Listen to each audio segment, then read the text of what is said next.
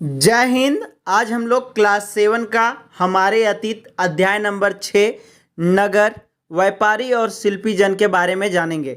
इससे पहले हम लोगों ने क्लास 7 का 1 से 5 अध्याय तक जाना है, जो हमारे चैनल के पेज पे डिजिटल फैमिली में आपको मिल जाएगा। आप वहां जाकर देख सकते हैं। जैसे हम लोगों ने अध्याय 5 में पढ़ा था शासक और इमारतें, अध्याय 4 मुगल साम्राज्य, फिर दिल्ली के सुल्तान आदि चैप्टरों के बारे में जाना है।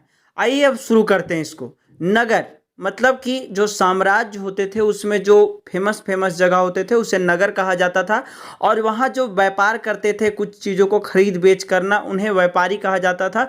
शिल्पी जन वैसे लोगों को कहा जाता था जो लकड़ी, सोने या कुछ धातुओं से बनी हुई चीज़ों को अच्छे तरीके से कलाकारी कर लेते थे। उन सारे लोगों को शिल्पी जन कहा जाता था। उदाहरण के तौर पे कह सकते थे कुम्हार जो मिट्टी का बनाता था वो भी एक शिल्पी जन था। लोहार लोहे के सामानों को बनाता था। लकड़ी जो लकड़ी के सामानों को बनाता था, यानी कि बढ़ी, इन सभी को शिल्पी जन कह सकते हैं। मतलब एक प्रकार से अपने सेक्टर में काफी अनुभवी होना। आइए अब शुरू करते हैं इस अध्याय को। एक मध्ययुगीन नगर की यात्रा पर आया कोई यात्री उस नगर के बारे में कैसी आकांक्षाएं रखता होगा, मतलब कैसे उसके बारे में सोचता होगा, यह इस बात पर निर्भर करता है कि वह नगर किस प्रकार का था। क्या वह एक मंदिर नगर था, या एक प्रशासनिक केंद्र, या एक वाणिज्यिक शहर, या एक पतन नगर अथवा किसी अन्य प्रकार का शहर था। वस्तुतः कई नगरों तो एक साथ अनेक प्रकार के थे। वे प्रशासनिक नगर तथा मंदिर नगर होने के साथ साथ वाणिज्यिक कार्यालयों और शिल्प उत्पादन के केंद्र भी थे। देखिए यहाँ बता रहा है कि मध्ययुगीन यानी कि 7वीं सदी से 18वीं शताब्दी तक कह सकते हैं, जो मध्यकाल था, उस समय एक व्यापारी या कह सकते हैं कि यात्री कहीं दूसरे जगह से यहाँ घूमने आया था। और वह जब घूमने आया तो ऐसा माना जा रहा है कि जिस नगर में वह घूमने गया था वह किस प्रकार का शहर होगा। यहाँ कह रहा है कि मंदिर नगर था, मतलब मंदिरों के द्वारा जो बनता है उस तरह का नगर, या फिर प्रशासनिक केंद्र था, प्रशासनिक मतलब शासन व्यवस्था का, या फिर वाणिज्यिक शहर जहाँ केवल व्यापार वगैरह होता हो, या पतन जहाँ पे सामान वगैरह उतारा चढ़ाया जाता है, या किसी अन्य प्रकार का शहर। इस तरह से काफी सारे बातें बोल रहा है कि नगर जब व्यापारी कोई यात्री घूमने आता था वो किस प्रकार का शहर में आता होगा। इन सभी चीजों के बारे में हम लोग आगे जानेंगे। इससे पहले देख लीजिए मानचित्र 1। मध्य और दक्षिण भारत में व्यापार तथा और शिल्पकारी उत्पादन के कुछ प्रमुख केंद्र। ये जो दिख रहा है पुष्कर, वृंदावन, अजमेर, अहमदाबाद, सोमनाथ, ये सारे जगह उस समय के शिल्पकारी उत्पादन के कुछ प्रमुख केंद्र थे, जहां बहुत बढ़िया बढ़िया चीजें बनती थी और इसका व्यापार होता था। आइए आगे जानते हैं। प्रशासनिक केंद्र। अध्याय 2 में आपने चोल वंश के बारे में पढ़ा था। आइए हम इसकी कल्पना के घोड़े के सवार पर होकर चोल राजाओं की राजधानी तंजावुर, जैसे कि वह 1000 वर्ष पहले था, की यात्रा पर चले। मतलब बता रहा है कि अपने आप में कल्पना कीजिए, महसूस कीजिए, अनुभव कीजिए कि एक घोड़े पर आपको बैठा दिया जाए। आज उस समय से 1000 साल पहले, यानी कि कह सकते हैं कि प्राचीन युग में, उस समय जो चोल राजा जो संभाल रहे थे मध्य युग से पहले, तो उस समय के साम्राज्य में सफर करने बोल रहा है कि वर्ष में 12 महीने बहने वाली कावेरी नदी इस सुंदर नगर के पास बहती है। राजराज चोल द्वारा निर्मित राजेश्वर मंदिर की घंटियां बजती हुई सुनाई देती है। लोग नगर के वास्तुकार कुंजर मल्लन राजराज पेरुथच्चन की वास्तुकला की प्रशंसा करते हुए नहीं थकते। हमें वास्तुकार का नाम इसलिए पता है क्योंकि उसने गर्व से अपने नाम को मंदिर की दीवार पर उत्कीर्ण किया। मंदिर के भीतर एक विशाल शिवलिंग स्थापित है।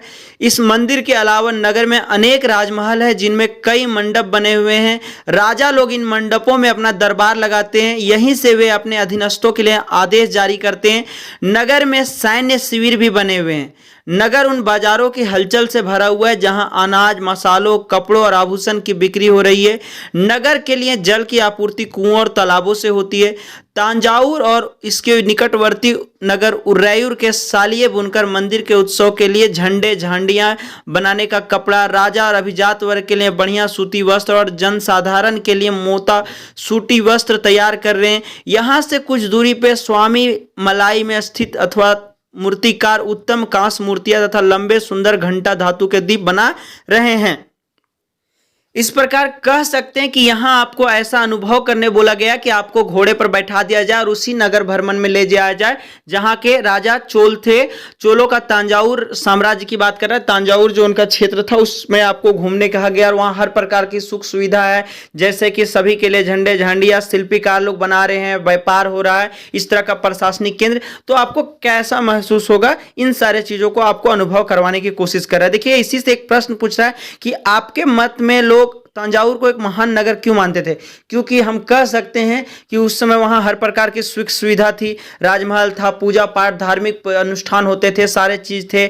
उसके बाद कह सकते हैं कि बढ़िया बढ़िया लोग कपड़े पहनते थे, नगर में हर प्रकार का व्यापार होता था, प्रशासनिक शक्तियां मजबूत होगी, इस प्रकार से कह सकते हैं। अब आगे जानते हैं मंदिर, नगर और तीर्थ केंद्र।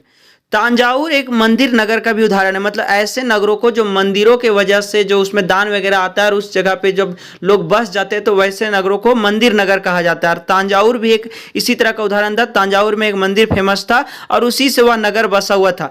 मंदिर नगर नगरीकरण का एक अत्यंत महत्वपूर्ण प्रतिरूप प्रस्तुत करते हैं। नगरीकरण नगरों के विकास की प्रक्रिया है। मंदिर अक्सर समाज और अर्थव्यवस्था दोनों के लिए ही अत्यंत महत्वपूर्ण होते हैं। कह सकते हैं कि समाज और अर्थव्यवस्था, समाज के हिसाब से कहें तो लोगों को शांति मिलता है, लोग अपनी शक्तियां इच्छा प्रदर्शन करने के लिए वहां जाते हैं, भगवान आदि से कुछ मांगते हैं। वहीं अगर हम कहें अर्थव्यवस्था के मामले में तो वहां लोग दान भी देते हैं जिससे काफी फलता फूलता है। और इस तरह से दोनों कह सकते हैं कि समाज और अर्थव्यवस्था दोनों के लिए अत्यंत महत्वपूर्ण होते हैं मंदिर। शासक विभिन्न देवी देवताओं के प्रति अपनी भक्ति भाव दर्शाने के लिए मंदिर बनाते थे, मतलब कि हम कितने बड़े भक्त हैं, या अपनी शक्ति का प्रदर्शन करने के लिए इन लोग मंदिर वगैरह बनाता था। उसमें बढ़िया बढ़िया देवी देवताओं सोने आदि से जड़ित मूर्तियों को रखता था। आगे बता रहा है कि वे मंदिरों को भूमि एवं धन अनुदान में देते थे जिसकी आय से धार्मिक अनुष्ठान विधि विधान से संपन्न किए जाते थे। तीर्थ यात्रियों तथा पुरोहितों पंडितों को भोजन कराया जाता था और पर्वोत्सव मनाए जाते थे। मंदिर के दर्शनार्थी भी दान दक्षिणा दिया करते थे। बता रहा है कि शासक लोग उस समय अपनी भक्ति भाव को प्रकट करने के लिए मंदिर वगैरह बनाते थे और उसमें जो लोग धार्मिक अनुष्ठान वगैरह भी करवाते थे, साथ ही जो वहां घूमने आते थे उन लोग भी वहां पे दान दक्षिणा दिया करते थे। और साथ ही जो राजा वगैरह होते थे उन्हीं दान दक्षिणा के पैसा से या अपने यहाँ से पुरोहितों और पंडितों को उससे भोजन वगैरह भी करवाते थे। इस तरह से मंदिर वगैरह से लोग फलते फूलते थे। आगे बता रहा है कांसा, जो कि घंटा धातु और लुप्तमोम तकनीक के द्वारा बनता था। उस समय दिया जलाने का एक तरीका कह सकते हैं कि कांसा एक मिश्र धातु होती है जो तांबे और रांगे, यानी कि रांगा मतलब टीन को बोल रहा है, कि मेल से बनती है। मतलब टीन और तांबे से जो बनता है उसे कांसा कहते हैं, एक प्रकार की मिश्र धातु होती है। घंटा धातु में रांगे का अनुपात किसी भी अन्य किस्म के कांसे से अधिक होता है। यह घंटे जैसी ध्वनि उत्पन्न करती है, मतलब ये दिख रहा है आपको दिया नहीं, एक घंटा है जिससे आवाज निकलती है। चोल कालीन कांस्य मूर्तियां, जिसके बारे में हम लोग अध्याय 2 में भी देखे थे। लुप्त मोम, मोम मानी मोमबत्ती के बारे में बता रहा है कि तकनीक से बनाई जाती थी। इस प्रविधि में अंतर्गत सर्वप्रथम मोम की एक प्रतिमा बनाई जाती थी, यानी मोमबत्ती का एक प्रतिमा बनाया जाता था। इसे चिकनी मिट्टी से पूरी तरह लीप कर सूखने के लिए छोड़ दिया जाता था। जब वह पूरी तरह सूख जाती थी तो उसे गर्म किया जाता था और उसके मिट्टी के आवरण में से एक छोटा सा छेद बनाकर उस छेद के रास्ते सारा पिघला हुआ मोम बाहर निकाल लिया जाता था। फिर चिकनी मिट्टी के खाली में उसी छेद को रास्ते पिघली हुई धातु भर दी जाती थी। जब वह धातु ठंडी होकर ठोस आ जाती थी तो चिकनी मिट्टी के आवरण को सावधानी पूर्वक हटा दिया जाता था और उससे निकली प्रतिमा को साफ करके चमका दिया जाता था। अब यहाँ पूछ रहा है कि आपके विचार से इस प्रविधि के प्रयोग के क्या क्या लाभ थे। मतलब एक प्रकार से एकदम बढ़िया सा सांचा तैयार हो जाता था मूर्ति के लिए, और इसी तरह से उस समय कांसे की मूर्तियां बनाई जाती थी। पहले मिट्टी वगैरह का प्रयोग करके मोम से मिट्टी ऊपर से ढक दिया जाता था, बाद में कांसा का प्रयोग किया जाता था और इस तरह से मंदिर वगैरह बनता था। यहाँ जो आपको चित्र वन में दिख रहा है ये इसी प्रकार का कांस्य मूर्ति है जिसमें कृष्ण को नाग राक्षस कालिया को काबू करते दिखाया गया है। मतलब ये नाग को जो थे श्री कृष्ण महाभारत में दिखाया गया उसी का चित्र है। अब फिर से हम लोग मंदिरों के बारे में आ जाते हैं। मंदिर के कर्ता धर्ता मंदिर के धन को व्यापार एवं साहूकारी में लगाते थे। मतलब जो मंदिर में करते धरते थे, जैसे पंडित लोग होते थे, पुजारी लोग होते थे जो पूजा पाठ करते थे, वे सारे लोग व्यापार और साहूकारी में लगते थे। शनै शनै यानी समय के साथ बड़ी संख्या में पुरोहित, पुजारी, कामगार, शिल्पी, व्यापारी आदि मंदिर तथा उनके दर्शनार्थियों एवं तीर्थयात्रियों की आवश्यकताओं को पूरा करने के लिए मंदिर के आसपास बसते गए। इस प्रकार मंदिर नगरों का विकास हुआ। अभी हमने बताया था कि मंदिरों के आसपास जो लोग बसे, इन लोगों का मदद करते करते ये मंदिर नगरों का विकास कहलाया। इसी रीति में मंदिरों के चारों ओर अनेक नगरों का आविर्भाव हुआ, जैसे मध्य प्रदेश में भिल्ल स्वामिन, भिलसा या विदिशा, गुजरात में सोमनाथ। कुछ अन्य महत्वपूर्ण मंदिर नगर तमिलनाडु में कांचीपुरम तथा मदुरै और आंध्र प्रदेश में तिरुपति है। मतलब कह रहा है कि इन मूर्तियों के वजह से या कह सकते हैं इन मंदिरों के वजह से आसपास रहने वाले जो इनसे जुड़े हुए थे और उनसे जो नगर का विकास हुआ उन्हें मंदिर नगर कहा जाने लगा। और यहाँ पे कुछ उदाहरण भी इसी तरह में दिया हुआ है, जैसे तिरुपति का मंदिर, सोमनाथ का मंदिर, भिलसा या विदिशा का मंदिर। आगे देखते हैं, तीर्थ स्थल भी धीरे धीरे नगरों के रूप में विकसित हो गए। जो तीर्थ स्थल जहां लोग घूमने जाते थे वे भी नगर बन गए। वृंदावन जो कि उत्तर प्रदेश में और तिरुवन्नमलाई जो तमिलनाडु में, ऐसे नगरों के दो उदाहरण हैं। अजमेर राजस्थान 12वीं शताब्दी में चौहान राजाओं की राजधानी था और आगे चलकर मुगलों के शासन में वह सूबा का मुख्यालय बन गया। यह नगर धार्मिक सह अस्तित्व का एक उत्कृष्ट उदाहरण प्रस्तुत करता है। सुप्रसिद्ध सूफी संत ख्वाजा मोइनुद्दीन चिश्ती, जिसके बारे में हम लोग अध्याय 8 में भी देखेंगे, यहां 12वीं शताब्दी में बस गए थे और उनके दर्शनार्थी एवं श्रद्धालु सभी पंथों मतों के हुआ करते थे। अजमेर के पास ही पुष्कर सरोवर है जहां प्राचीन काल से ही तीर्थयात्री आते रहते थे। मतलब तीर्थ स्थल वैसे जगहों को कहते हैं जहां लोग घूमने के लिए आते थे, देखने के लिए। तो वैसे जगहों पे भी नगरों का विकास हुआ, जैसे कि यहाँ वृंदावन के बारे में बता रहा है और भी। फिर यहाँ ख्वाजा मोइनुद्दीन चिश्ती के बारे में, मानी मुसलमान धर्म के बारे में बता रहा है। अब यहाँ एक सवाल पूछ रहा है, अपने जिले के नगरों की सूची बनाइए और उनका प्रशासनिक केंद्रों, मंदिरों, नगरों, तीर्थ केंद्रों के रूप में वर्गीकरण करें। मतलब बता रहा है कि आप जहां रहते हैं वहां के जो है जिले, उस जिले में कोई नगर है जहां पे सारी सुख सुविधा, तो उसका आप सूची बना सकते हैं। और वो किस तरह का नगर है, मानी प्रशासनिक केंद्र, मतलब वहां बिजनेस वगैरह होता है, व्यापार होता है, या फिर मंदिर वगैरह की वजह से वो फेमस हुआ है, या फिर तीर्थ वगैरह है, तीर्थ स्थल वगैरह है। तो इस तरह से आप वर्गीकरण कर सकते हैं। देखिए आगे बता रहा है चित्र 2, यहां नीचे आप देख सकते हैं नगर का एक बाजार। उस समय जो नगर हुआ करते थे बड़े फेमस होते थे, जैसे आज हम लोग शहर बोलते हैं, सिटी बोलते हैं, उस समय का नहर मध्यकाल का, वो उसी का एक बाजार आपको दिख रहा होगा। यहाँ देखिए ऊंचे वर्ग के लोग किस तरह के कपड़े पहने हुए हैं, गरीब वर्ग के तबके के लोग कैसे पहने हुए, उस समय का बिल्डिंग इमारत कैसा होता था, काफी बढ़िया लग रहा है। अब आइए इसके बारे में बढ़िया से जानते हैं। छोटे नगरों का संजाल 8वीं शताब्दी से ही उपमहाद्वीप में अनेक छोटे छोटे नगरों का संजाल सा बिछने लगा था। संभवतः उनका प्रादुर्भाव बड़े बड़े गांवों से हुआ था। उनमें से आमतौर पर एक मंडपिका, बाद में जिसे मंडी कहा जाने लगा, यानी बाजार जिसको हम लोग बोलते हैं, उसी के बारे में बता रहा है कि 8वीं शताब्दी से ही छोटे छोटे नगरों में ऐसा होने लगा था, मंडी वगैरह लगने लगा था। लेकिन जहां आसपास के गांव वाले अपनी उपज बेचने के लिए लाते थे, आज भी हम लोग जाते हैं अपने आसपास बाजार वगैरह लगता है, हाट वगैरह, उनमें ऐसी गलियां थी जहां दुकानें एवं बाजार थे जिन्हें हट, बाद में हाट कहा जाता था।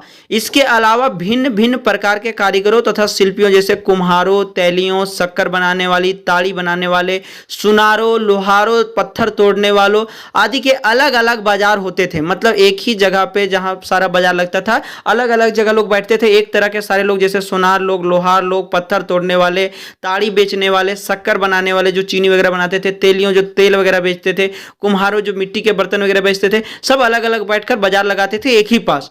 कुछ व्यापारी तो नगर में अस्थायी रूप से बसकर अपना कारोबार करते थे। मतलब ऐसा बता रहा है कि ये तो कुछ दिन आते थे, लेकिन कुछ कुछ व्यापारी ऐसे होते थे जो उसी शहर में बस जाते थे और अपना बिजनेस वहीं शुरू करते थे। जबकि कुछ अन्य व्यापारी नगर नगर घूमकर क्रय विक्रय क्रिया करते थे, यानी खरीद बेच करते थे। कुछ यहां से खरीदा, फिर दूसरे जगह जहां महंगा मिल रहा है वहां पे जाके बेच दिया।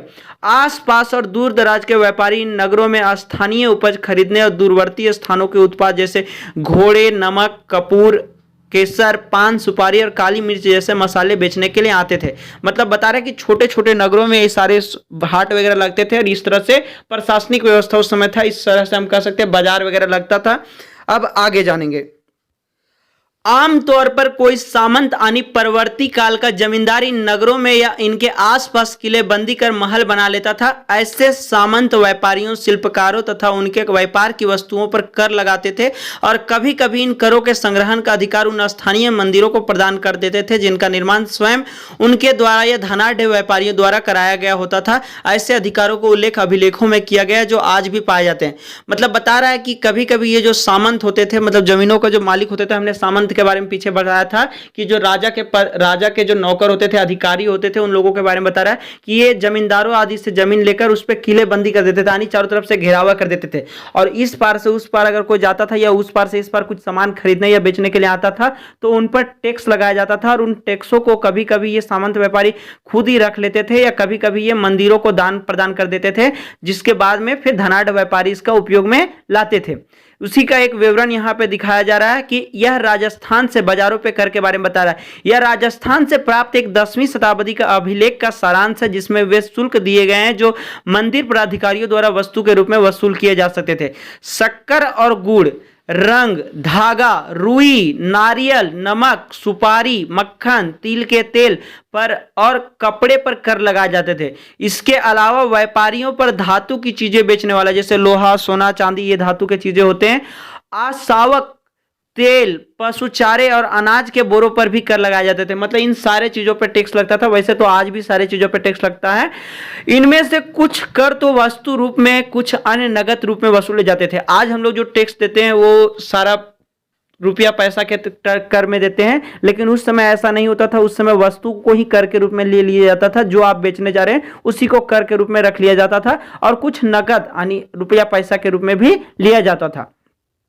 आगे बता रहा है कि आज बाजार पर लगने वाले करों के बारे में कुछ और जानकारियां प्राप्त करें। इन्हें कौन इकट्ठा करता है, वे किस प्रकार वसूल किए जाते हैं और उनके प्रयोग किस काम के लिए होता है। देखिए यहाँ एक प्रश्न पूछ रहा है कि आपके आसपास अगर कहीं बाजार लगता है तो आप जाके देख सकते हैं कि उसमें कौन टैक्स लेता है और वो टैक्स जो है वो किस काम में लाता है और कौन क्या करता है। देखिए यहाँ ऊपर एक चित्र 3 दिख रहा है। ये लकड़ी पर नक्काशी करता हुआ एक कारीगर, यानी एक प्रकार से कह सकते हैं कि बढ़ी था जो लकड़ी पर नक्काशी कर रहा है। इन्हीं लोगों को शिल्पी जन कहा जाता था। अब आगे जानते हैं बड़े और छोटे व्यापारी, यानी जो व्यापार करते थे, सामानों को खरीद बेच करते थे, इसके बारे में जानेंगे।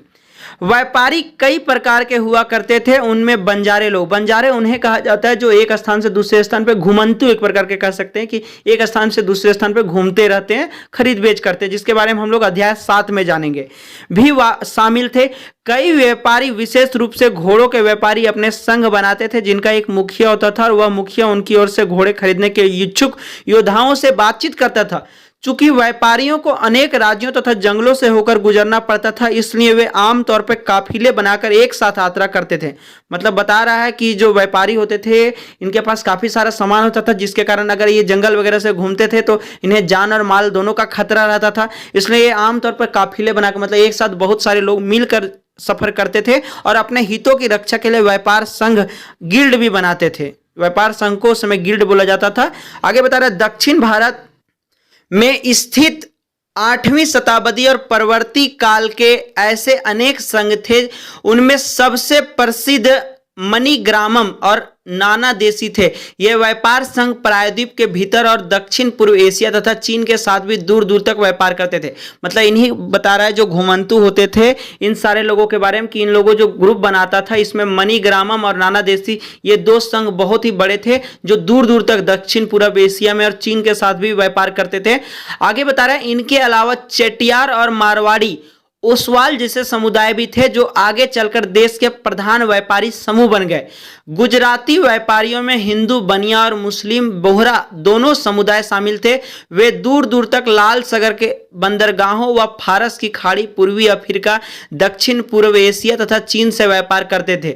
वे इन पतनों में कपड़े और मसाले बेचते थे और बदले में अफ्रीका से सोने तथा हाथी दांत एवं दक्षिण पूर्व एशिया के चीन से मसाले, टीन, मिट्टी के नीले बर्तन और चांदी लाते थे। मतलब बता बता रहा है कि चेटियार और मारवाड़ी दो ऐसे समुदाय भी थे जो कि प्रधान व्यापारी समूह बन गए थे, मतलब बहुत बड़े लेवल के।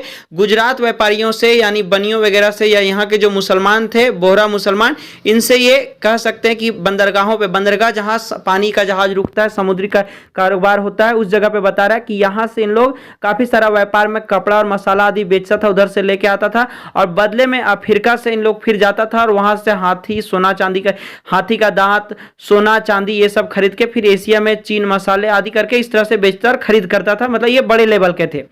आगे बता रहा है पश्चिमी तट के नगरों में अरबी, फारसी, चीनी, यहूदी और सीरियाई ईसाई बस गए थे। यानी बता रहा है कि लाल सागर के बंदरगाहों में बेचे जाने वाले भारतीय मसाले और कपड़े इतालवी व्यापारियों द्वारा खरीदे जाते थे और वहां से वे उन्हें आगे यूरोपीय बाजारों में बेचते थे। उनमें व्यापार से बहुत लाभ होता था। उष्णकटिबंधीय जलवायु में उगाए जाने वाले मसाले जो जैसे कि काली मिर्च, दालचीनी, जायफल, सौंठ आदि, इन सारे चीजों को यूरोपीय व्यंजनों के महत्वपूर्ण अंग बन गए थे और भारतीय सूती कपड़ा बहुत लुभावना होता था। ये चीजें ही यूरोपीय व्यापारियों को भारत तक खींच लाई। समय समय के साथ व्यापार और नगरों के रूप किस प्रकार बदला, इसके बारे में हम शीघ्र आगे पढ़ेंगे। ऐसा बता रहा है कि भारत में काली मिर्च, दालचीनी, जायफल, सौंठ आदि काफी सारे और साथ ही सूती के कपड़े बहुत ही लुभावने होते थे। ये सारे चीजें यहाँ से भारत से बनकर यूरोप में बिकने के लिए जाते थे, जिस कारण यूरोप के कई सारे व्यापारी यहाँ आने लगे और इस यही कारण से व्यापारों का नगर जैसे बहुत बड़ा हो गया था, एक दूसरे से काफी लोग जान पहचान गए थे।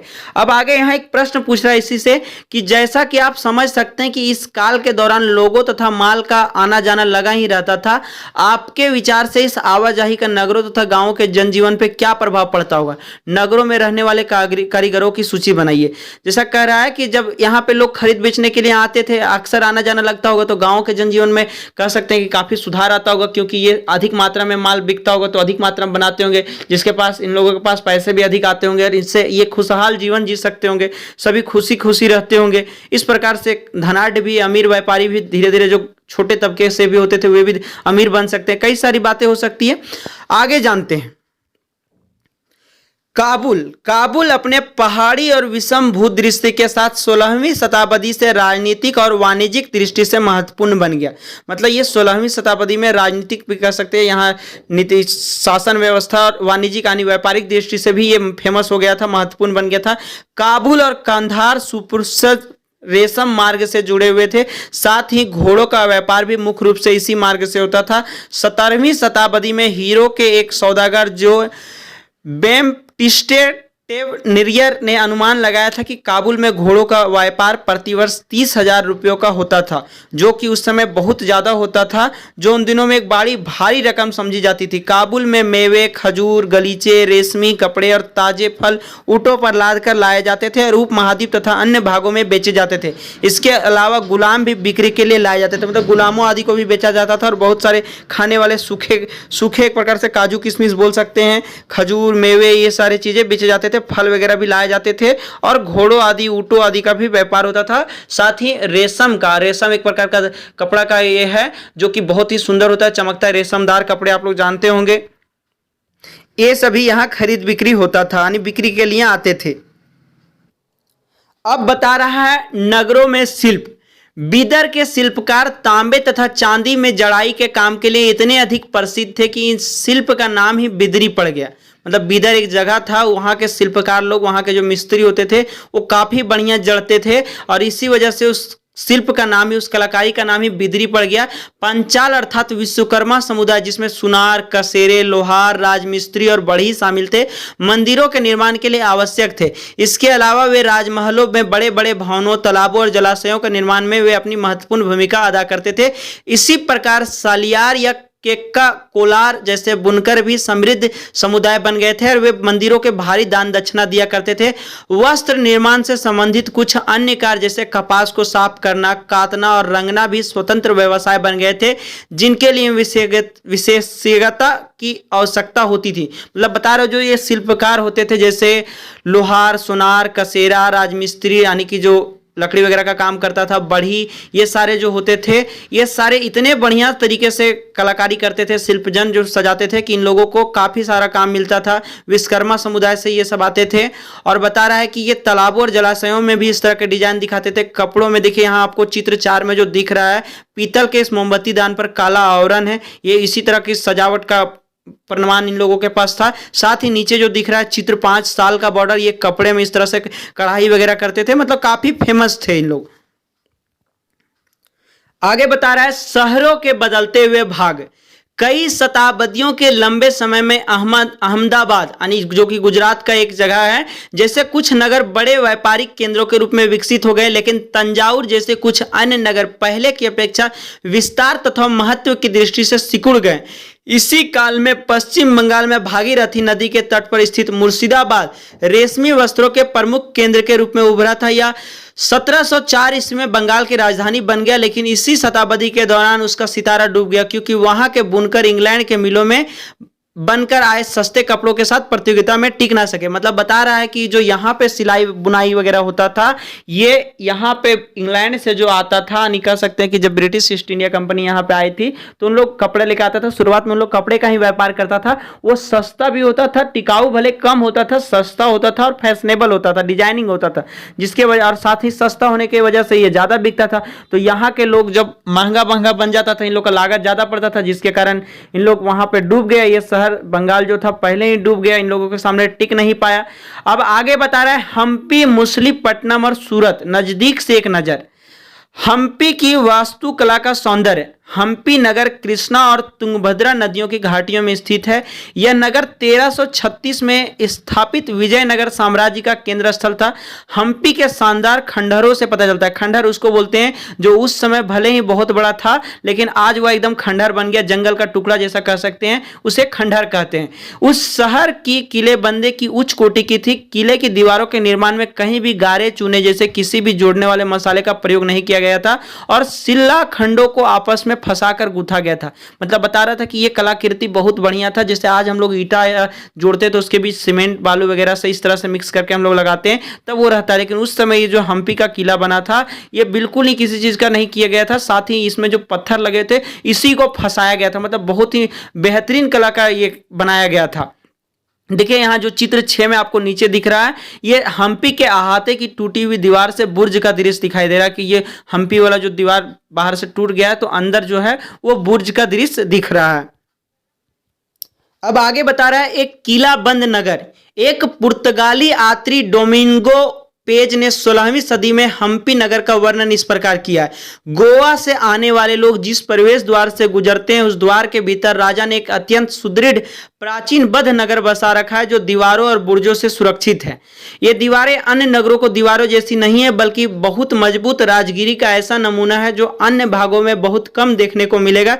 उसके भीतर उस रीति से बनाए गए भवनों की अत्यंत सुंदर कतारें हैं, जिसकी छतें सपाट चपटी है। यहाँ एक सवाल पूछ रहा है कि आपके विचार से यही नगर किलेबंद क्यों था? शायद ऐसा इसलिए कह सकते हैं क्योंकि वह प्राचीन नगर था, एक धरोहर बोल सकते हैं था, और उसमें काफी महंगे महंगे चीजें होंगी। इन सारे कई कारणों की वजह से ये नगर को किलेबंद किया गया। अगर बताते हैं किलेबंद का मतलब होता है कि उस नगर के बाहर बाहर चारों ओर बाउंड्री मार देना। देखिए यहाँ ऊपर एक बात और भी बता रहा है कि अपने शासन काल में विजयनगर के शासकों ने जलाशयों एवं नहरों के निर्माण में काफी रुचि ली। हमने कल मुगल साम्राज्य में भी पढ़ा था कि यह शासक और इमारतों में भी कि इन लोग काफी बढ़िया बढ़िया बना रहा था महल वगैरह, तो ये सब भी बना रहे थे इधर जो विजयनगर के शासक थे। आगे बता रहा है कि माला देवी नदी के ऊपर 1.37 किलोमीटर लंबे मिट्टी के बांध बनाने वाले अनंत राज सागर जलाशय का निर्माण हुआ। कृष्णदेव राय ने 2 पहाड़ियों के बीच एक विशाल प्रस्तर बांध का निर्माण विजयनगर के निकट एक विशाल झील के निर्माण के लिए किया, जहां से जल को जल सेतु और नहरों द्वारा बगीचों और खेतों तक सिंचाई के लिए पहुंचाया जाता था। मतलब सिंचाई व्यवस्था के बारे में बता रहा है। और प्रशासन के लिए उस समय तो सिंचाई व्यवस्था बहुत जरूरी हो जाती थी। खेती बाड़ी ही उस समय मेन टैक्स वगैरह का राजस्व कर वसूलने का तरीका था। आगे बता रहा है कि नीचे जो चित्र 7 में आपको दिख रहा है, ये हम्पी का विठल मंदिर का बना एक रथ है, जो एक प्रकार से कह सकते हैं कि पत्थर का बना हुआ एक रथ जैसा दिख रहा है। ये हम्पी में ही विठल मंदिर है, एक मंदिर है हम्पी नगर में। अब जानते हैं हम्पी की वास्तुकला के बारे में। हम्पी की वास्तुकला विशिष्ट प्रकार की थी। वहां के शाही भवनों में भव्य मेहराब और गुंबद थे। वहां स्तंभों वाले कई विशाल कक्ष थे जिनमें मूर्तियों को रखने के लिए आले बने हुए थे। वहां सुनियोजित बाग बगीचे भी थे जिनमें कमल और टोडों की आकृति वाले मूर्ति कला के नमूने थे। 15वीं 16वीं शताब्दी के अपने समृद्धि काल में हम्पी कई वाणिज्यिक और सांस्कृतिक गतिविधियों से गुंजयमान रहा था। उन दिनों हम्पी के बाजारों में मुस्लिम सौदागरों, चेटियों और पुर्तगालियों जैसे व्यापारी, यूरोपीय व्यापारियों के एजेंटों का जमघट लगा रहता था। मतलब बता रहा है कि हम्पी एक ऐसा नगर था जहां वाणिज्यिक स्तर पे या सांस्कृतिक स्तर, सांस्कृतिक मतलब कह सकते पुराने रीति रिवाजों, ये सारे स्तरों पे वहां कई सारे व्यापारी लोग जैसे कि मुस्लिम व्यापारी, चेटिया, पुर्तगाली, यूरोपीय, ये सारे व्यापारियों का वहां जमघट लगा रहता था। बिजनेस मतलब वाणिज्यिक केंद्र था एक प्रकार से कह सकते हैं। और वहां बाग बगीचे भी बहुत सुनियोजित तरीके थे, एकदम सुंदर लगते थे। वहां गुंबद वगैरह जो था काफी भव्य और मेहराब था। विशाल विशाल कक्ष थे, मतलब कमरे थे जिनमें मूर्तियों को रखने के लिए आले भी बने हुए थे। इस तरह से काफी बढ़िया था। अब आगे, मंदिर सांस्कृतिक गतिविधियों के केंद्र होते थे और देवदासियां, विरूपाक्ष यानी शिव मंदिर, विरूपाक्ष यहाँ शिव भगवान के बारे में बता रहा है कि मंदिर के अनेक स्तंभ वाले विशाल कक्षों में देव प्रतिमा राजा तथा प्रजाजनों के समक्ष नृत्य किया करती थी। महानवमी पर्व जो आज दक्षिण में नवरात्रि पर्व कहलाता है, उन दिनों हम्पी में एक अत्यंत महत्वपूर्ण पर्व माना जाता था। पुरातत्वविदों ने उस महानवमी मंच का खोज निकाला जहां राजा अपने अतिथियों का स्वागत सत्कार करता था। मतलब बता रहा है कि उस समय शिव मंदिर में जो होता था वो देवदासियां जो भगवान के सामने नृत्य वगैरह करती थी, नाचती वगैरह थी, उन सारे लोगों को महानवमी पर्व के हिसाब से मनाते हैं। आज भी इसे नवरात्रि पर्व के रूप में हमारे यहाँ तो मनाते हैं, आप लोगों की तरफ भी मनाते होंगे। नवरात्रि पर्व जो 9 दिनों का होता है। अब आगे जानते हैं, जो राजा होता था वो महानवमी के पर्व में सभी लोगों को काफी आदर सत्कार करता था, स्वागत और अधीनस्थ व्यक्तियों से नजराने उपहार लिया करता था। मतलब जो उनके गुलाम होते थे, गुलाम एक प्रकार से कह सकते थे, जो उनके अधीन राज्य साम्राज्य को चलाते थे, उन लोगों से नजराना के तौर पे उपहार लिया करता था कि कुछ यहाँ पे रखो। जैसे राजा लोग जब युद्ध करता था, जीत जाता था, तो वहीं के लोगों को राजा बना देता था और बोलता था कि तुम मेरे अंदर में काम करोगे, तो वैसे लोगों से ये उपहार लेते थे। वहीं विराजमान होकर राजा नृत्य एवं संगीत तथा मल्ल युद्ध के कार्यक्रम भी देखा करता था। एक प्रकार से कह सकते थे कि राजा उस रात वहीं बैठता था और नृत्य यानी नाच गान, संगीत यानी कि कभी जो गाना वगैरह होता है, मल्ल युद्ध मतलब उस समय युद्ध का एक तरीका था जिसमें अपने बाजुओं के दम पे यानी अपने शरीर के दम पे लड़ना पड़ता था, और इस तरह के कार्यक्रम वहां पे देखता था उन नवरात्रियों में। 1565 में दक्कनी सुल्तानों गोलाकुंडा, बीजापुर, अहमदनगर, बरार और बिदर के शासकों के हाथों विजयनगर की पराजय के बाद हम्पी का विनाश हो गया। मतलब जब ये खत्म हो गया और यहाँ पे दूसरे साम्राज्य आ गए तो विजयनगर का ये साम्राज्य समाप्त हो गया, विनाश हो गया। उससे पहले ये बढ़िया तरीके से मनाया जाता था। अब आगे बता रहा है कि सूरत पश्चिम का प्रवेश द्वार, इसके बारे में जानते हैं। सूरत मुगल काल में कैम्बे, आज के खंबात और कुछ समय बाद के अहमदाबाद के साथ साथ गुजरात में पश्चिमी व्यापार का वाणिज्य केंद्र बन गया। सूरत ओरमुज की खाड़ी में होकर पश्चिम एशिया के साथ व्यापार करने के लिए मुख्य द्वार था। सूरत को मक्का का प्रस्थान द्वार भी कहा जाता था। मतलब मक्का उधर ही से जाते थे, मुसलमानों का तीर्थ स्थल, क्योंकि बहुत से हज यात्री जहाज से यहीं से रवाना होते थे। पहले एक देश से दूसरे यानी एक उपमहाद्वीप से दूसरे महाद्वीप में जाने के लिए लोगों को समुद्री यात्रा का ही प्रयोग करना पड़ता था, क्योंकि हवाई जहाज का उस समय प्रचलन नहीं था। तो लोग इधर ही से मक्का का प्रस्थान करते थे। हज पे जो जाते थे उन लोगों का सफर को बोला जाता है। यहाँ देखिए एक शब्द आया था वाणिज्य केंद्र, एक ऐसा स्थान जहां विभिन्न उत्पादन केंद्रों से आने वाला माल खरीदा और बेचा जाता है। मतलब वाणिज्य केंद्र उससे बोलते हैं कि अलग अलग जगह पे बनता है, लेकिन वहां पे फाइनली सारा समुद्र के रास्ते वहां पहुंचता है और वहां से लोग खरीद के बड़े लेवल पे खरीदते हैं या बड़े लेवल पे बेचते हैं, और उससे फिर शहर के अन्य या नगरों में या साम्राज्य किसी अन्य साम्राज्य में जाकर कुछ कर के साथ बेचते हैं या खरीदते हैं। तो ऐसे जगह को वाणिज्य केंद्र कहा जाता था। और गुजरात में समुद्र के किनारे यही कह सकते एक पतन था, तो वहीं पे होता था। अब आगे जानते हैं, सूरत एक सर्वदेशीय नगर था। सर्वदेशीय मतलब सभी देशों के लिए था, जहां सभी जातियां और धर्म के लोग रहते थे। 17वीं शताब्दी में वहां पुर्तगालियों, डचों और अंग्रेजों के कारखाने एवं माल गोदाम थे। अंग्रेज इतिहासकार ओविंगटन ने 1689 में सूरत बंदरगाह का वर्णन करते हुए लिखा है कि किसी भी एक वक्त पर भिन्न भिन्न देशों के औसतन 100 जहाज इस बंदरगाह पर लंगर डाले खड़े देखे जा सकते थे। मतलब वहां के एक इतिहास इतिहासकार ओविंगटन ने लिखा था, एक इतिहासकार ने, कि 1689 ईस्वी में सूरत बंदरगाह पर, बंदरगाह जहां समुद्र के किनारे जहां सारे पानी जहाज रुकते हैं और वहां खरीद बिक्री होता है, वैसे जगह पे, कि यहाँ पे 100 जहाज हर देश के, मतलब बहुत सारे जो उस समय के डेवलप थे कंट्री, उन सारे जगहों के 100 जहाज इस बंदरगाह पे हमेशा खड़े रहते थे, माल खरीदने के लिए और बेचने के लिए तैयार रहते थे और जाने के लिए। सूरत में ऐसी अनेक दुकानें थी जो सूती कपड़ा थोक और फुटकर कीमतों पर बेची थी। सूरत के वस्त्र अपने सुनहरे गोटा किनारियों जरी के लिए प्रसिद्ध थे और उनके लिए पश्चिम एशिया, अफ्रीका और यूरोप में बाजार उपलब्ध थे। राज्य ने विश्व के सभी भागों में नगर से आने वाले लोगों की आवश्यकताओं को पूरा करने के लिए अनेक विश्राम गृह बना के रखे थे। मतलब बता रहे कि वहां के जो राज्य सरकारें थी वो उस समय विश्व के जितने भी लोग आते थे, चूंकि व्यापार होता था तो वहां पैसा वगैरह आता था और पैसा आता था तो उससे विकास ही होता था, तो इसी वजह से वहां रुकने के, आराम करने के लिए सभी व्यापारियों के लिए काफी बड़े बड़े, मतलब कह सकते हैं, विश्राम गृह बना के रखे थे। वहां भव्य भवन और असंख्य मनोरंजक स्थल भी थे। भव्य भवन मतलब देखने लायक और मनोरंजन के लिए, ताकि कोई बोर ना हो जाए, ऐसा लुभावना भी बनाया हुआ था।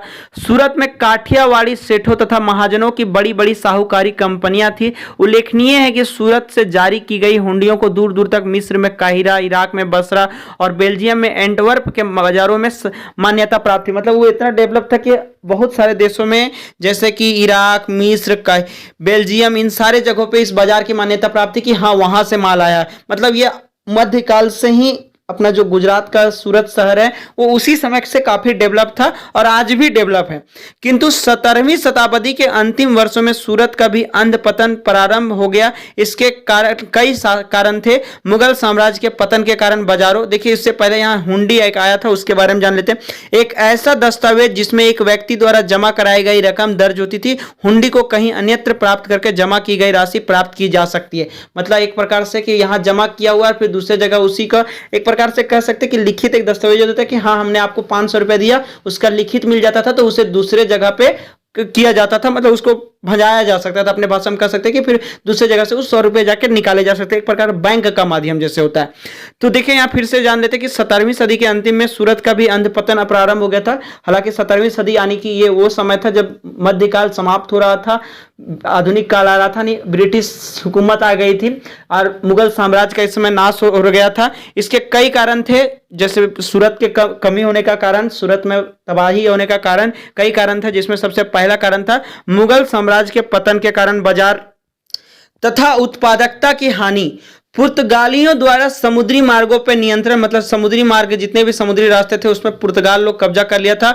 और बंबई जो कि आज का वर्तमान मुंबई है से प्रतिस्पर्धा, जहां 1668 में अंग्रेजी ईस्ट इंडिया कंपनी ने अपना मुख्यालय स्थापित कर लिया था। मतलब तीनों तरह एक प्रकार से कह सकते कि उस समय मुगल साम्राज्य खत्म होने के कगार पे था, तो उत्पादक कम हो गया था, मतलब उत्पादन नहीं हो रहा था, क्योंकि राजा साम्राज्य खत्म हो रहा है, तो उस कंडीशन में काफी सारे लोग जो समाज के अंदर होते हैं वो भी डिस्टर्ब होते हैं। दूसरा कारण था कि पुर्तगाली लोग समुद्री मार्गों पर नियंत्रण कर लिए थे, समुद्र के रास्ते को घेर लिए थे। और तीसरा, इधर मुंबई में ईस्ट इंडिया कंपनी ने अपना मुख्यालय स्थापित कर लिया था। आज सूरत एक महत्वपूर्ण वाणिज्यिक केंद्र है। हालांकि इन सभी के बाद भी अगर देखा जाए तो सूरत आज एक महत्वपूर्ण वाणिज्यिक केंद्र है, यहाँ अभी भी व्यापार होता है और बहुत बड़े स्तर पर होता है। अब आगे बता रहा है, जोखिम भरा दौर मसूलीपट्टनम के लिए चुनौती। अभी हम लोगों ने जाना था, अब मसूलीपट्टनम के बारे में हम लोग जानेंगे। मसूलीपट्टनम या मछलीपट्टनम नगर कृष्णा नदी के डेल्टा पर स्थित है। 17वीं शताब्दी में यह भिन्न भिन्न प्रकार की गतिविधियों का नगर था। हॉलैंड और इंग्लैंड दोनों देशों को ईस्ट इंडिया कंपनी ने मसूलीपट्टनम पर नियंत्रण प्राप्त करने का प्रयत्न किया। मतलब हॉलैंड और इंग्लैंड दो देश थे जो ईस्ट इंडिया कंपनी ने यहाँ पर नियंत्रण प्राप्त करने का कोशिश किया, क्योंकि तब तक वह आंध्र तट का सबसे महत्वपूर्ण पतन बन गया था। पतन मतलब वही जहां समुद्री जगह रुकता है। सूरत तो उधर था ही और इधर आंध्र प्रदेश में भी एक जगह था। तो मसूलीपट्टनम का किला हॉलैंड वासियों ने बनाया था। अब आगे बता रहा है कि मछुआरों का एक गरीब नगर, यहीं पे एक शब्द आ रहा है, अंग्रेजी ईस्ट इंडिया कंपनी ने गुमास्ते का मतलब होता है यूरोपीय ट्रेडिंग कंपनी की व्यापारिक गतिविधियों के प्रभारी अधिकारी। मतलब जो बिजनेस करता है, ट्रेडिंग कंपनी होती है, उसका जो अधिकारी होता है उसे गुमास्ते बोला जाता था। तो ईस्ट इंडिया कंपनी का जो गुमास्ते था विलियम मेथवर्ल्ड ने 1620 ईस्वी में इन शब्दों में मसूलीपट्टनम का वर्णन किया था। यह गोलकुंडा का मुख्य पतन है, जहां परम पूज्य ईस्ट इंडिया कंपनी अपना एजेंट रखती है। यह एक छोटा नगर है पर घना बसा हुआ, बिना किसी चार दीवारी के और खराब तरीके से बना हुआ, ना ही यह अच्छी जगह स्थित है। इसके सभी जल स्रोत खारे पानी के हैं। पहले यह एक गरीब मछुआरा नगर था। आगे चलकर यहाँ जहाजों के लिए लंगर डालने की सुविधा हो गई, जिसमें व्यापारी लोग यहाँ रहने लगे। और चूंकि हमारे तथा हॉलैंड के निवासी यहाँ इस तट पर आते जाते रहते हैं, यह इसके लिए निवास की व्यवस्था करता है। मतलब यहाँ बता रहा है कि एक प्रश्न पूछ रहा है कि अंग्रेजों और हॉलैंड वासियों ने मछलीपट्टनम में अपनी बस्तियां बसाने का निर्णय क्यों लिया। हम ऐसा कह सकते हैं क्योंकि वहां बहुत सारे व्यापारी लोग बस रहे थे, और व्यापारी लोग बसेंगे तो व्यापारिक केंद्र बढ़ेगा, और व्यापारिक केंद्र बढ़ेगा तो आर्थिक व्यवस्था मजबूत होगी। और अंग्रेज लोग तो यहाँ इसी वजह से आया था, या हॉलैंड वासी, हालांकि हॉलैंड वासी इंग्लैंड के सामने नहीं टिक पाई, लेकिन ये तो आर्थिक तरीके से मजबूत होने, यहाँ से सारी चीजों को लूट कर ले जाने की प्लान से ही आए हुए थे। आगे है, गोलकुंडा के कुतुब शाही शासकों ने कपड़ों, मसालों और अन्य चीजों की बिक्री पर शाही एकाधिकार लागू किया। मतलब गोलकुंडा के जो शासक थे, उन्होंने कहा कि ये जो बिक्री होगी उस पर शाही, जब तक हमारा ठप्पा नहीं पड़ेगा तब तक ये लागू नहीं होगा, जिससे कि वहां का व्यापार पूरी तरह ईस्ट इंडिया कंपनी के हाथों में ना चला जाए। मतलब इस तरह से उन लोग अपना दबदबा बनाने के लिए ऐसा किया था, ताकि ईस्ट इंडिया कंपनी ना बोलते, क्योंकि उस समय तो वहां पर बता रहा है ये इतिहासकार, जो उन लोगों का गुमस्ता था कि वहां पे उस तरह से कोई दबाव नहीं था, तो हाथों में नहीं चला जाए, इसलिए उन लोगों ने ऐसा एक अधिकार लागू किया। विभिन्न व्यापारी समूहों, गोलकुंडा के कुलीन वर्गों, फारसी सौदागरों, तेलुगु, कोमटी, चेटियार और यूरोपीय व्यापारियों ने नगर को घनी आबादी वाला और समृद्धशील बना दिया। जब मुगलों ने गोलकुंडा तक अपनी शक्ति बढ़ा ली, तो उनके प्रतिनिधि सूबेदार मीर जुमला ने, जो कि स्वयं एक सौदागर था, हॉलैंड वासियों और अंग्रेजों का आपस में भिड़ाना शुरू कर दिया।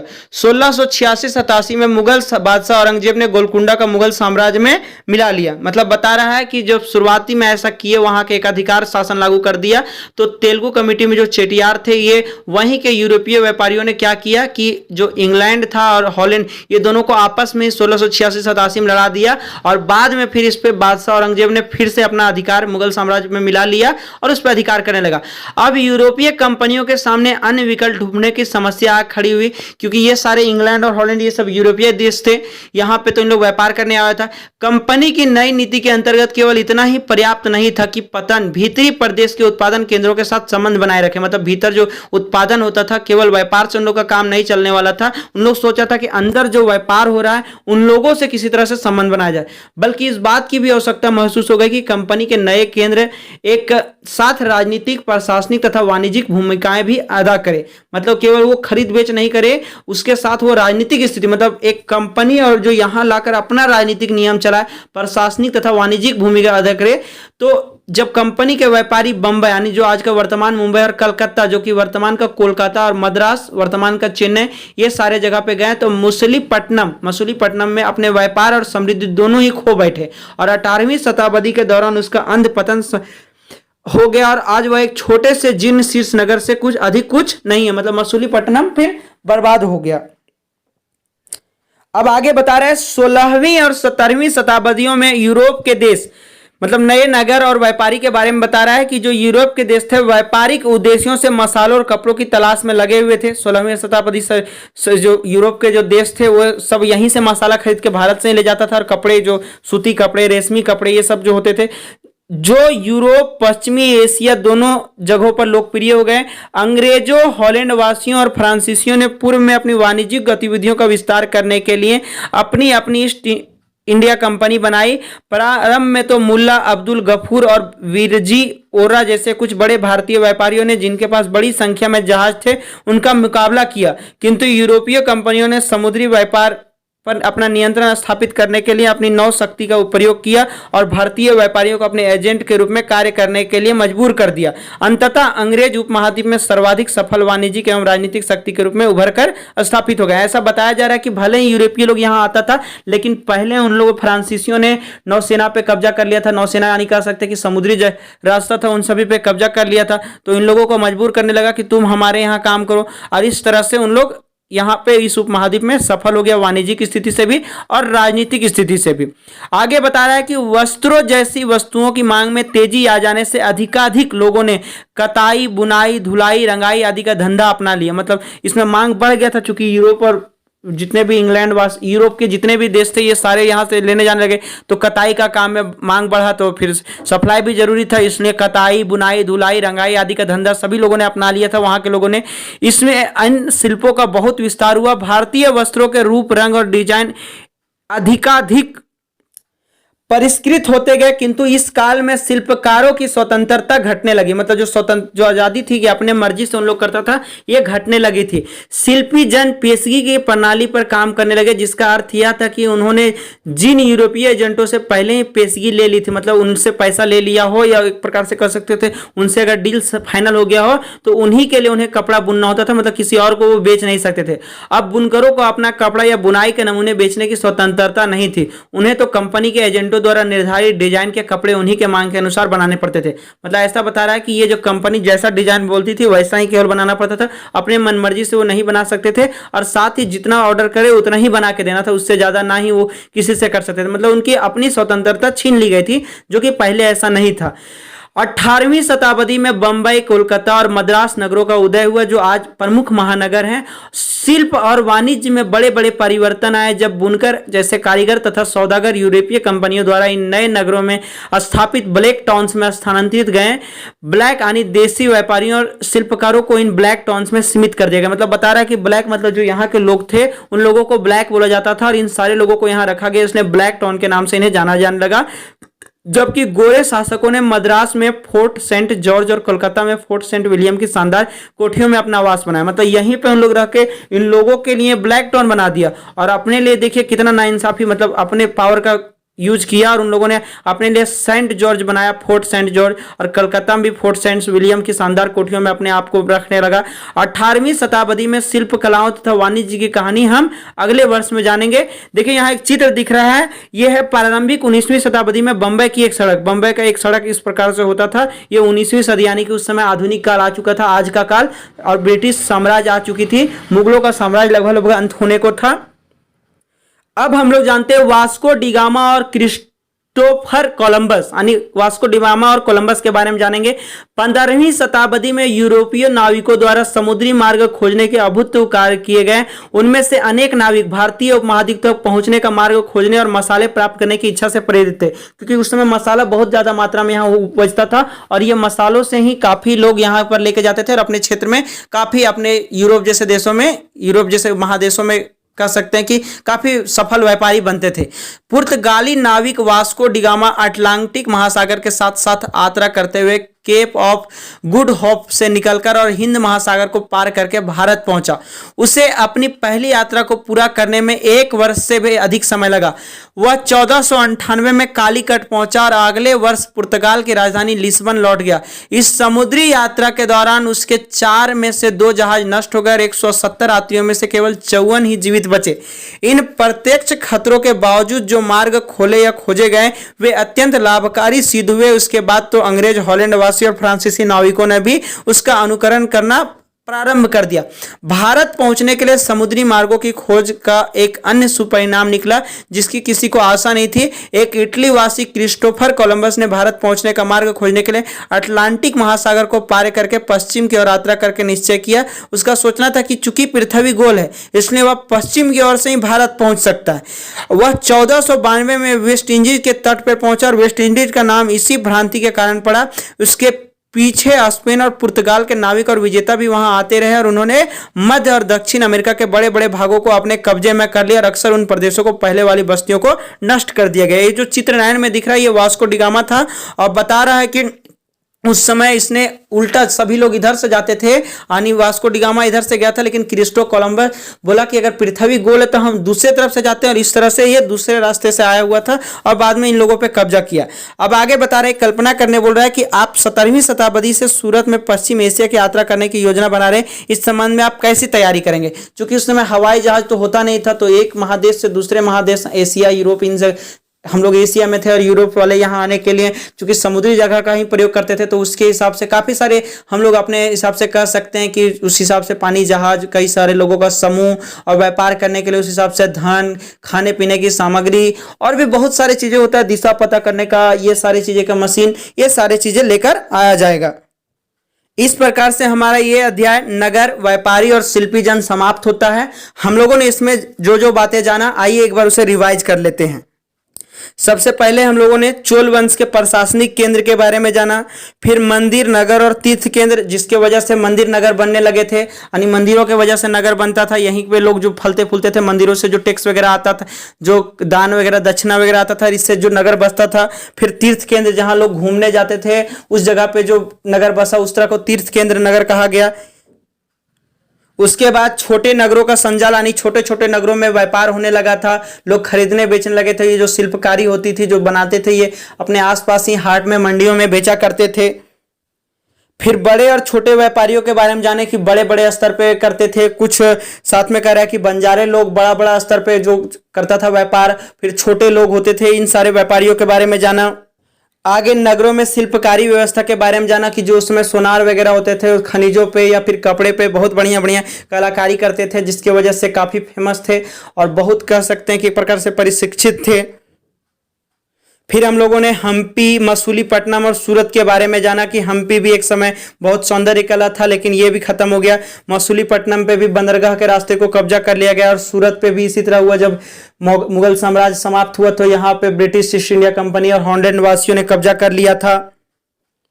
इन तीनों के जानने के बाद हम लोगों ने नए नगर और व्यापारियों के बारे में जाना। जब नए नए नगर बसे, उसमें व्यापारी लोग किस हिसाब से किया, उन सारे चीज़ों के बाद अंग्रेजों ने जो दो तरह के टाउन बनाया अपने लिए रहने के लिए। जब सब चीज़ पे इन लोगों का कब्जा हो गया तो अपने लिए इन लोग बनाया और वहाँ के व्यापारियों के लिए सारी स्वतंत्रता छीन ली। जो वहाँ पे इन लोग शिल्पकारी करता था, जो कपड़े वगैरह बनाता था, जो कंपनी का ऑर्डर आता था वही बनाना पड़ता था। इन सारे चीज़ों के बारे में जाना।